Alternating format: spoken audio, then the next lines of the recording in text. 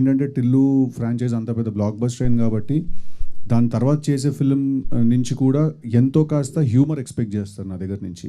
So ఆ humour ఉంచుతూనే నేను వేరే వేరే డైమెన్షన్స్ కూడా యాడ్ చేసుకోవాలి. అంటే టిల్లు నుంచి చెప్పక్క నీ గోల్ ఏంటి అనేది ఒక్కటి క్యారీ ఫార్వర్డ్ అయినట్టు అనిపించింది. అది ఊరికే డబ్బింగ్లో అనిపిస్తే చేశాను. అంటే ఫైట్ చేస్తూ మధ్యలో అంటే ఫన్ ఉంటుందేమో అనిపించి చేశాను డబ్బింగ్లో. థ్యాంక్ యూ సో మచ్ అండి.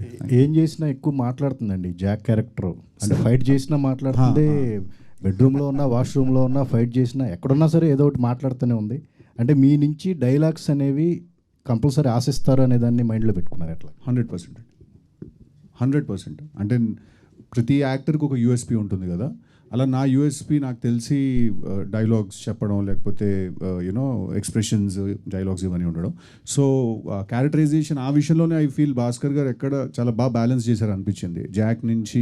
టిల్లు నుంచి జాక్కి ట్రాన్సిషన్ ఆయన ఎక్కడ కూడా సైలెంట్గా ఉంచలేదు నన్ను. ఇన్ఫ్యాక్ట్ ఆయన చాలా ఎక్కువ డైలాగ్స్ రాసుకుని వచ్చి నాకు చాలా ఫ్రీ హ్యాండ్ ఇచ్చేశారు. మీరు ఇంప్రొవైజ్ చేసుకోండి, ఇది నాకేమీ తక్కువ మాట్లాడాలి క్యారెక్టర్ అదేం లేదు, మీరు టిల్లుతో చేసిన క్రియేట్ చేసిన ఇంపాక్ట్ మిస్ అవ్వకుండానే మనం వేరే సినిమా తీయాలి, వేరే కథ తీయాలని చెప్పి డైలాగ్స్ మీద డెఫినెట్లీ చాలా ఫోకస్ ఉంటుందండి.